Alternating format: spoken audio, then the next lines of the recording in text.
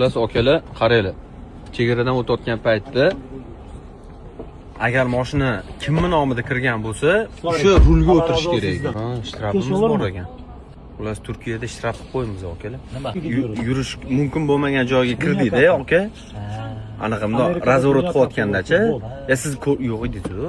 O'zbekistonning nomerini Turkiyada olar ekan, akalar. Shtraf keldi mana hozir. Hozir qani necha pulligini bilib to'laymiz. 1 million 575 TL. Taxminan bu Nima bo'lyapti? yo'q, unaqa ko'p pul emas, $50. $300 emasmi? Yo'q, $50.